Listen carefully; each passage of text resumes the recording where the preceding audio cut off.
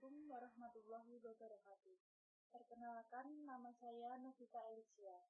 Dalam pertemuan kali ini, saya akan menyampaikan materi ekonomi tentang pasar modal dengan menggunakan metode pembelajaran jarak jauh. Buka buku kalian, dan saya akan memaparkan materi tentang pasar modal.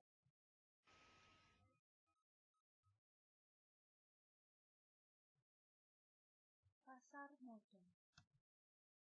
Dalam materi pasar modal, ada 3 hal yang harus dipelajari. Yang pertama, pengertian pasar modal. Yang kedua, bursa efek.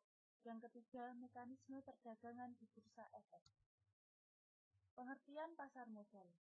Pasar modal adalah wahana untuk mempertemukan pihak yang memerlukan dana jangka panjang dengan pihak yang memiliki dana tersebut. Sedangkan bursa efek adalah pihak yang menyelenggarakan dan menyediakan sistem atau dana sarana untuk mempertemukan jual beli efek.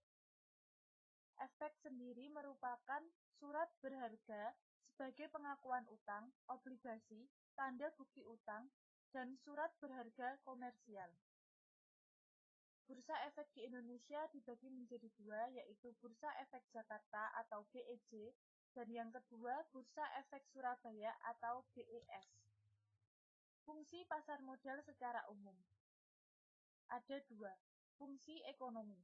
Dalam hal ini, pasar modal memberikan fasilitas yang mempertemukan antara pihak yang kelebihan dana atau investor dan pihak yang memerlukan dana atau issuer. Yang kedua, fungsi keuangan. Dalam hal ini, pasar modal memberikan kesempatan atau kemungkinan bagi pemilik dana untuk mendapatkan imbalan atau keuntungan. Bursa efek adalah pihak yang menyelenggarakan dan menyediakan sistem atau sarana untuk mempertemukan penawaran jual dan beli efek pihak-pihak lain dengan tujuan memperdagangkan efek di antara mereka. Peran bursa efek. Yang pertama, menyediakan semua sarana perdagangan efek. Yang kedua, membuat peraturan yang berkaitan dengan kegiatan bursa. Yang ketiga, mengupayakan likuiditas instrumen. Yang keempat, mencegah praktik-praktik yang dilarang di bursa seperti kolusi. Yang kelima, pembentukan harga yang tidak wajar dan insider trading. Yang keenam, menyebarluaskan informasi bursa, dan yang ketujuh adalah menciptakan instrumen dan jasa baru. Kewajiban bursa efek. Menyerahkan laporan kegiatannya kepada Bapepam. Menentukan peraturan mengenai keanggotaan, pencatatan perdagangan, kesepadanan efek, clearing, dan penyelesaian transaksi bursa dan hal-hal yang berkaitan dengan kegiatan bursa. Dan memiliki satuan pemeriksa. Struktur pasar modal di Indonesia. Yang pertama adalah Menteri Keuangan, Bursa Efek, Lembaga Clearing dan Penjaminan, dan Lembaga Penyimpanan dan Penyelesaian.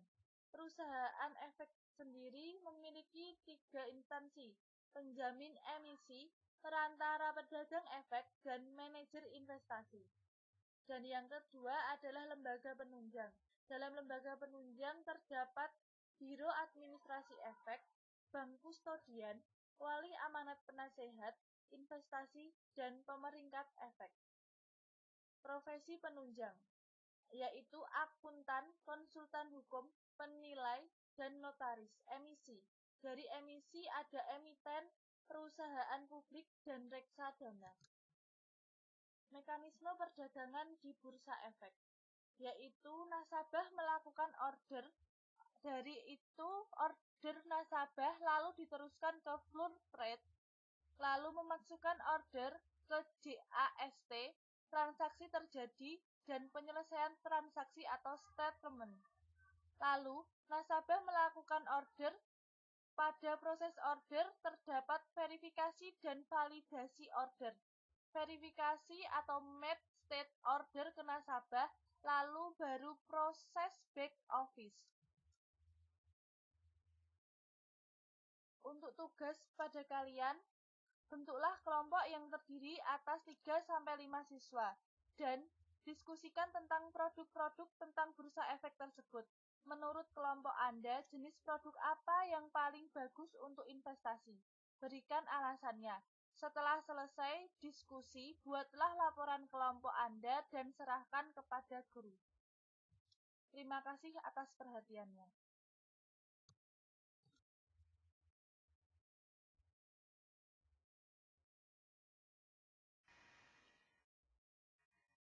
Demikian materi yang saya paparkan.